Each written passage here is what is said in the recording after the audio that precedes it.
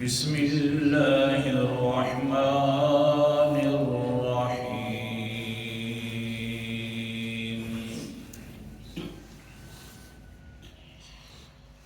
من ذا الذی یشفع عنده إلا بإذنه الآية صدق اللہ العظیم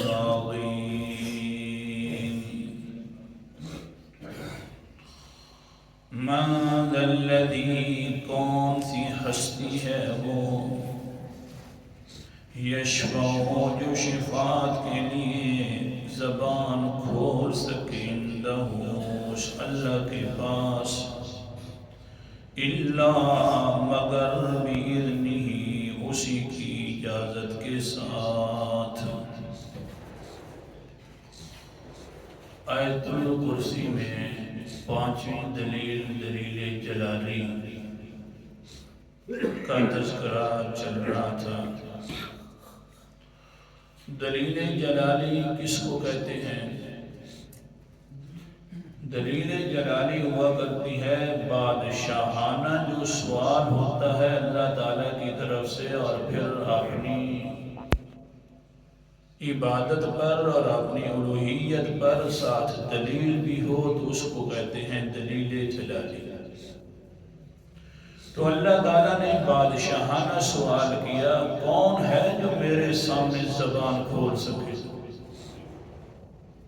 تو گویا کہ خود سمجھا دیا جو میرے سامنے اپنی مرضی سے زبان نہیں کھول سکتا، تو انسان کچھ سوچ لے، عقل سے کام لے، جو اپنی زبان کے اوپر مالک نہیں، اپنی مرضی نہیں چلا سکتا، تو تیرے لیے کھوٹی قسمت کھڑی کیسے کر سکتا ہے؟ کچھ سوچ لے، جو اپنی زبان کا مالک نہیں ہے تو پھر میری ملک کے اندر اس کی کیسے دسترست حاصل ہو سکتی ہے؟ اس لیے جب کوئی میری ملک کے اندر نہیں آ سکتا تو لا الہ الا اللہ کی عبادت کے لائق، نظر و نیاز کے لائق، منت منوتی کے لائق وہ ہے تو صرف اللہ ہے، کوئی اور نہیں ہے۔ پھر یہ شفاعت والا بہت مسئلہ چل پڑا،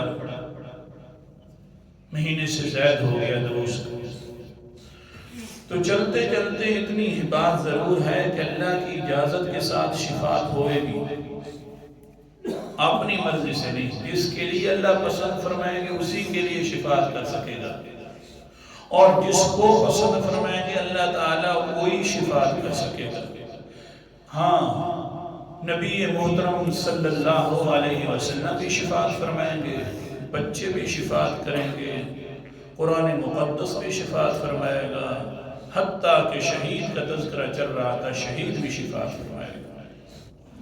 لیکن شہید تو ایسا شہید ہے نا، اس کے لیے تو 6 پروانے ہیں مرنے کے بعد، باقی سب کے لیے ایک ایک پروانہ ذکر کر چکا ہوں، لیکن اس کے 6 پروانے ہیں اور وہی ذکر ہو رہے تھے۔ چلیے سبق کی طرف۔ تیسرا پروانہ کون سا ہے؟ 2 پروانے تو ہو گئے۔ قال النبی صلی اللہ علیہ وسلم للشہید عند اللہ 6 خصال، اللہ تعالیٰ 6 پروانے شہید کو عطا فرماتے ہیں جس وقت شہید کی ملاقات اللہ سے ہوتی ہے۔ اللہ اپنے پاس سے 6 پروانے دیتے ہیں۔ ہاں، تیسرا پروانہ کیا ہے؟ وَيُجَارُ مِنْ عَذَابِ الْقَبْرِ، تیسرا پروانہ یہ ہے کہ اللہ تعالیٰ اس شہید کو عذاب قبر سے نجات عطا فرما دیتے ہیں۔ اللہ تعالیٰ ہم سب کو نجات عطا فرما، عذاب قبر سے نجات ہو جاتی ہے جب 6 پروانے ملتے ہیں۔ تو اسی وجہ سے اللہ تعالیٰ نے فرمایا میرا پیغمبر تو قرآن مقدس کی تبلیغ بھی کرتا رہے، میرا پیغمبر آپ اونچے درجے کے پیغمبر ہیں، تو ایسے ہی ایسے پھر صحابہ کو جہاد کے لیے بھی ابھارتا رہے تاکہ یہ سارے 6 پرانے صحابہ کے نام بھی ہو جائیں الگ طور پر. سبحان اللہ. قرآن مقدس کا انداز. سورت کا نام سورت النساء ہے. آیت نمبر اور بالکل آدھا پارہ ہے. آیت نمبر میرے سامنے 84. اللہ تعالیٰ فرماتے ہیں فَقَاتِلْ فِي سَبِيلِ اللَّهِ لَا تُكَلَّفُ إِلَّا نَفْسَكَ وَحَرِّضِ الْمُؤْمِنِينَ عَسَى اللَّهُ أَن يَكُفَّ بَأْسَ الَّذِينَ كَفَرُوا وَاللَّهُ أَشَدُّ بَأْسًا وَأَشَدُّ تَنكِيلًا. اے میرا پیغمبر خود بھی جہاد کیجئے، تو اپنی ذات کا مکلف ہے، خود بھی جائے کر جہاد کے لیے. وَحَرِّضِ الْمُؤْمِنِينَ اور صحابہ کو مومنین کو بھی ابھارا کیجئے کہ جہاد کیا کرو، جہاد کرنا ضروری ہے، جہاد کی ترغیب دیا کرو. میرا پیغمبر آپ بھی پہلے آگے جایا کر. ہاں آگے چلنا آپ کا کام ہے، تبلیغ کرنا آپ کا کام ہے. صحابہ کے دلوں کے اندر تمنا ڈال دینا شہادت کی میرا کام ہے. کیسی تمنا؟ حضرت جابر رضی اللہ تعالیٰ عنہ 7 بہنوں کا ایک بھائی ہے. بخاری شریف کی حدیث سنا رہا ہوں. 7 بہنوں کا ایک بھائی ہے.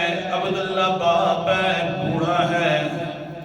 اللہ اکبر کبیرہ. بڑھاپے کے اندر کہتا ہے رات کو مشورہ ہو رہا ہے، کل غزوہ احد ہے، لڑنا ہے. باپ کہتا ہے بیٹا یا بنی یا جابر، اے میرے بیٹے جابر دلاؤ، ایک بات دل کے اندر آ رہی ہے. بوڑھا انسان ہے، ایک بیٹا ہے جابر رضی اللہ تعالیٰ عنہ. آ کر بیٹھ جاتے تو کیا کہتے ہیں؟ مارانی الا اقتل فی اول من یقتل من اصحاب النبی صلی اللہ علیہ وسلم. بیٹا جی مجھے اللہ کی رحمتوں پر امید لگ رہی ہے کہ اللہ تعالیٰ کے پیغمبر کے صحابہ جو کل شہید ہوں گے، انہی میں سے میں بھی پہلے نمبر والے صحابہ میں سے شہید ہو جاؤں گا.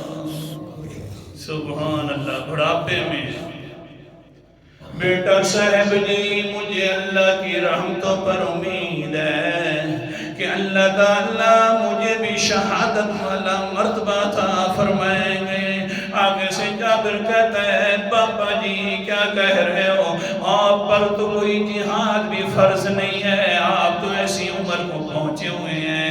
اللہ تعالیٰ نے تو آپ کے لیے استثناء رکھ دیا ہے کہ معذور انسان جو ہو، اتنا جو بڑھاپا ہے وہ آگے سے ہاتھ بھی کامتے ہیں اور کہتا ہے بیٹا بڑھاپا ضرور ہے، جوانوں کو اگر جنت کی ضرورت ہے تو ہم بوڑھوں کو بھی جنت کی ضرورت ہے. اللہ کے پیغمبر جس طرح تمہیں اپنی جہاد کے لیے ترغیب دیتے ہیں تو اس وقت ہمارے دلوں کے اندر بھی تمنا اٹھ پڑتی ہے کہ ہاں ہم بھی اللہ کے راستے کے اندر شہید ہو جائیں. ہر کسی کی تمنا ضرور ہے، ہر کوئی چاہتا ہے کہ اللہ کا جس وقت دیدار ہوئے تو اللہ آگے سے مسکرا کر پوچھے میرا بندہ تیرے ساتھ یہ حال کس نے کر دیا ہے؟ پھر میں بھی وہاں پر جواب دوں اللہ تیری رضا کے لیے یہ حال ہو گیا ہے. اس لیے بیٹا اگر تمہارا دل ہے تو میرا بھی بڑا دل ہے، اللہ تعالیٰ مجھے بھی شہادت سے ضرور نوازے گا. سبحان اللہ. ہاں جس انسان کی ایسی امیدیں ہوں، حوالے زیادہ ہیں، ایسی امیدیں ہوں تو پھر اللہ تعالیٰ پھر ایسے انسان کو امیدوں کے اوپر اس کا پانی کبھی نہیں پھرنا، ضرور اس کی امیدیں پوری ہو جاتی ہیں. حضرت یعقوب علیہ السلام بیٹھے ہوئے ہیں، بیٹوں کو کہہ رہے ہیں بیٹا جا رہے ہو؟ جی ہاں جا رہے ہیں. بادشاہ کے دربار میں جا رہے ہو، دھیان کرنا یا بنی اذهبوا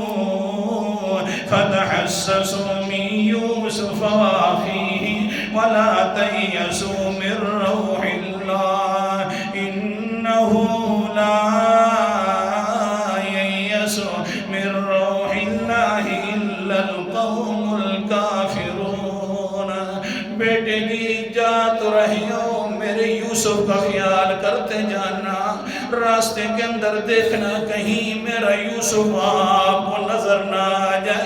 بیٹوں نے آگے کہا پاپا جی کیا کہتے ہو، 40 سال ہو گئے یوسف کو آپ سے اللہ کو ہوتے ہوئے، اب تو پتہ بھی نہیں ہے یوسف کدھر ہوگا، زندہ بھی ہے کہ نہیں ہے، تیری وہی خیال ہے کہ یوسف میرے بیٹے کا راستے میں ڈھونڈتے جانا اور پتہ کرتے جانا، لہذا دیکھ لو پہ ابا جی اسی وجہ سے اپنی جان بھی خطرے میں ڈال رکھی، آپ نے اپنی نگاہیں بھی دے بیٹھے ہو۔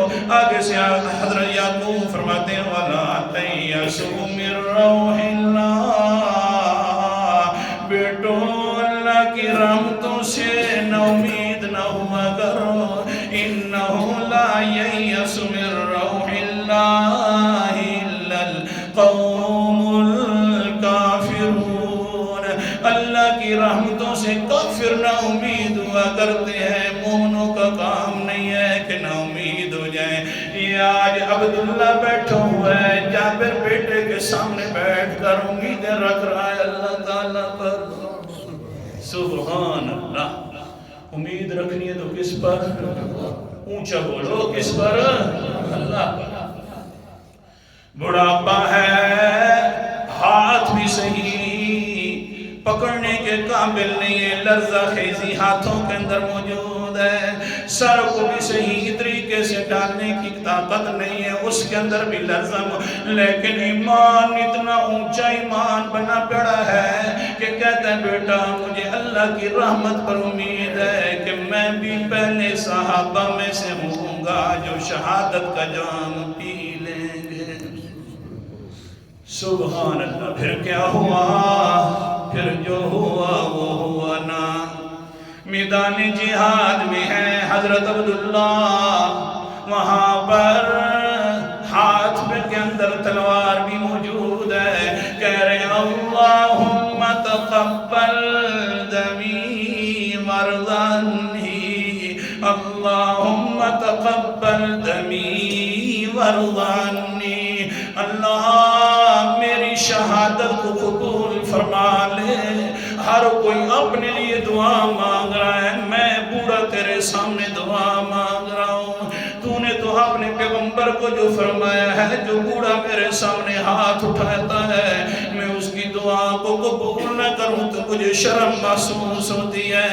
اللہ جی میں تیرے سامنے دعا کر رہا ہوں، اللہم تقبل دمی وارض عنی، اللہ تو میرے خون کو بھی قبول فرما لے، تو میری شہادت بھی قبول فرما لے، اور تو میرے اوپر راضی ہو جانا، مہربانی فرما۔ اللہ تعالیٰ کا قانون مقدس بھی ہے، سورت کا نام سورت احقاف ہے، 26واں پارہ ہے، جو ایسا انسان ہو اس کے بارے میں پھر کیا ہوتا ہے، اولئک الذین نتقبل عنہم احسن ما عملوا ونتجاوز عن سیئاتہم فی اصحاب الجنہ۔ آیت نمبر 16 ہے، یہی لوگ ہیں کہ جو انسان آگے سے کہتا رہتا اللہ میری عبادات کو قبول فرما لے، پھر ہم زوری زور قبول کر لیتے ہیں، نتقبل زوری زوری۔ کیا مطلب ہے؟ کچھ تھوڑی سی اونچ نیچ عبادت کے اندر ہو بھی جائے، کوتاہی ہو بھی جائے تو پھر ہم کہتے ہیں خیر ہے، بندہ ہے، میرے سامنے جو کہہ رہا تھا قبول کر لے، اب میں قبول کرتا ہوں۔ پھر کیا ہوتا ہے وَنَتَجَاوَزُ عَنْ سَيِّئَاتِهِمْ، پھر ان کے گناہ بھی ہم معاف کر دیتے ہیں، جنت کے اندر پھر ٹھکانہ بھی دے دیتے ہیں۔ وَعَدَ الصِّدْقِ الَّذِي كَانُوا يُوعَدُونَ، یہ سچے وعدے ہیں جو ضرور پورے کیے جاتے ہیں، یہ اللہ کے سچے وعدے ہیں جو ضرور پورے کیے جاتے ہیں۔ آپ بھی کہہ رہے ہو یا اللہ ہمیں بھی قبول فرما لے، یا اللہ ہماری جو تھوڑی بہت عبادت ہے کوئی نہ عبادت صرف ہماری تو نقل ہے، یا اللہ اس کو بھی قبول فرما لے۔ اچھا بڑا صحابی ہے عبداللہ، وہاں تلوار بھی ہاتھ میں ہے، جس जज्बा भी बड़ा है और कहता है अल्लाहुम्मा तक़ब्बल दमी वअर्ज़ अन्नी, अल्लाह मेरी कबूल कर ले शहादत को और तू राजी हो जा। हाँ फिर क्या होता है ना, आगे चलिए। सुभान अल्लाह, अल्लाहु अकबर कबीरा। पहाड़ के दामन में गया, ग़ज़वा उहद के अंदर गया।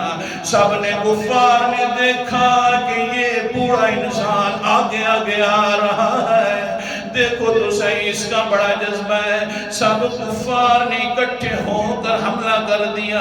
हज़रत जाबिर फरमाते हैं जब मेरे बापे के ऊपर हमला हुआ, मेरी भी आंखों के अंदर था, उसी वक्त ज़हन में आया, हाँ पापा जी तूने सही कहा था कि मैं पहले शहीदों में से ज़रूर होऊंगा। अल्लाह की रहमतों पर मुझे उम्मीद है। शहादत का इंशाअल्लाह बयान करेंगे, वक्त पूरा हो गया है। समझा तो ये रहा था कि ये दूसरा जो दर्जा, तीसरा परवाना जो है अज़ाब क़ब्र से महफूज इंसान हो जाता है, कल इंशाअल्लाह बयान करेंगे। आखिर दावाना अल्हम्दुलिल्लाह।